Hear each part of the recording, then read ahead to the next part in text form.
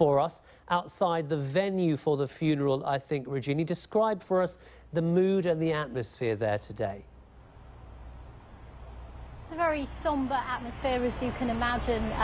As you can see over my shoulder, there's a large queue that's formed outside this church, which holds around 4,000 people. But looking at the numbers that are already filing through the doors here at this church, it's likely that people will be standing outside. A lot of people I've spoken to here are from the area, but not many actually knew Michael Brown or his family themselves. But they say they're here to show solidarity and support in what's been 2 weeks of pain and soul-searching for this small community.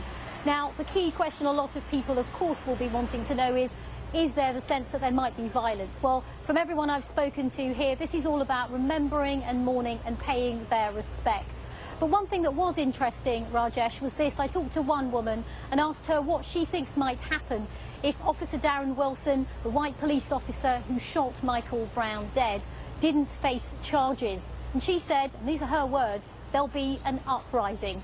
A similar sentiment from other people here in the crowds who say this is the beginning of what they've been fighting for a long time, to end police brutality and to get justice for young African-American men they say are unfairly targeted. So when you talk about the potential for an uprising, if there's no charges brought, as you said, Rajini, do you get the sense that anger there has dissipated, or is still just, just very much under the surface, hidden by today's sombre events? I think it's conditional. People are today extremely sad. This is, of course, the reason why all these protests were sparked in the first place. The death of an 18-year-old boy 2 weeks ago on Saturday who was unarmed. And people here are just coming to terms with that themselves. But there is a broader issue. I spoke to Benjamin Crump, who is the lawyer for the Brown family. And he said that Michael Brown's death was symbolic of the wider issues that people face with the police in this community.